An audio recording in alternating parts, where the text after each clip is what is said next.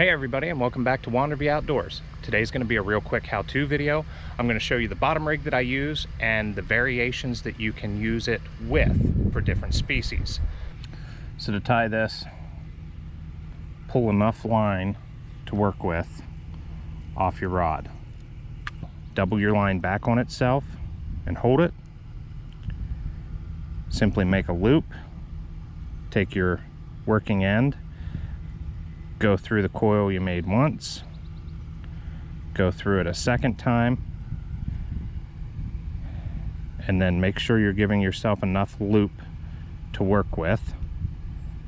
Grab the tag in the main line, grab your working end, start to pull it down. Before you cinch it, wet it, and then pull it tight. You can attach your sinker of your choice right to this loop. Just run the surgeon's loop through it, run it over the sinker, bring it back up. It's now secure. Or, for quicker changes, take the loop, put it down over a fishing snap, attach there. Then you can take the sinker of your choice and snap that onto the bottom. Now this gives you the ability to make quick sinker changes, especially if you're fishing somewhere like a river where you're unsure what weight you need for the current. From your sinker, come up 12 to 16 inches. This is where you're going to put your first hook loop. A couple different knots you can tie for this. You can use, again, a simple surgeon's loop. Create an underhand or an overhand loop. Take it through once. Take it through twice. Pull it. Remember to wet it before you cinch it. Cinch it down tight, and then make sure it's not going to slip back on itself. Now once you have that one, come up another 12, 16, 18 inches, whatever you want to put your high rig on. So you come up. Another knot you can use is a dropper loop. To make that one, you simply make a loop in the line.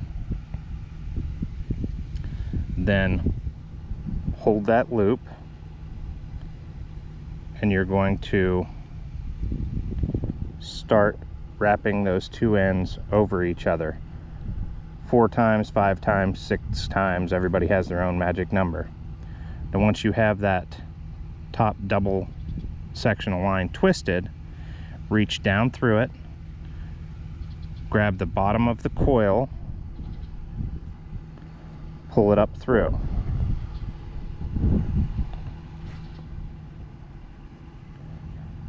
Create your dropper loop, pulling it tight.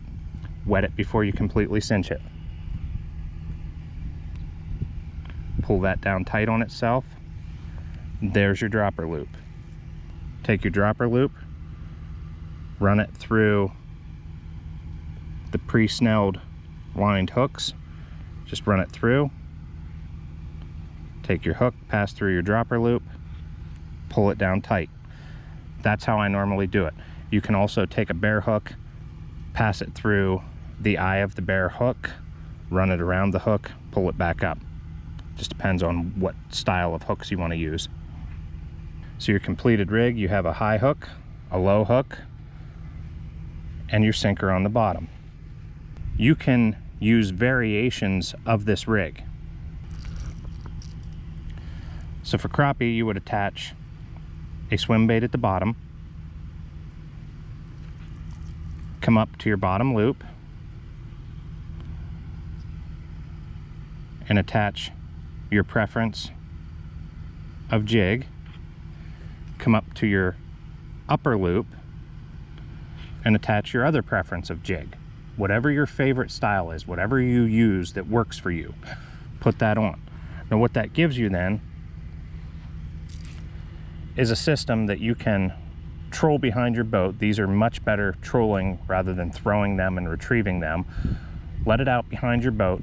The swim bait will swim along, and as it digs and vibrates, it'll actually vibrate those two jigs as they're traveling through the water. It's just another tool in your arsenal to help you pick up more fish. Now this same setup again can be used for long lining and trolling if you're fishing a deeper lake or if you're fishing saltwater. You would attach your hook, your lure, your bait, whatever you're fishing, onto the very end. A lot of guys that fish mutton rigs will fish 20, 40, 60 feet of line behind their weight. So you have your hook with your bait, whatever it is, and you can come up 60 feet, 40 feet, 20 feet, whatever you want to do. Put a dropper line in. This by itself will run through the eyes and spool onto your reel, no problem. It'll come out through, no problem. And this time, what you'll do is, now you have 20 feet back to the bait that you've already thrown behind the boat. You come to your sinker line, or your sinker attachment, and you simply have a quick clip that you can attach your sinker. Drop it out, spool out however much line you want to run behind the boat, and let it drift. Let it troll behind the boat.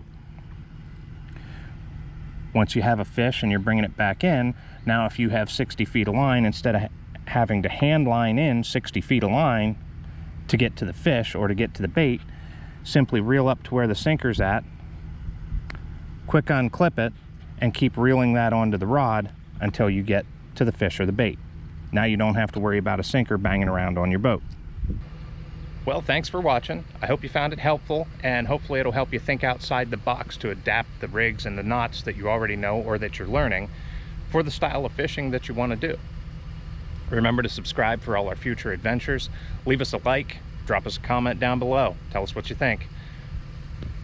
Thanks for watching. We'll see you on the next one.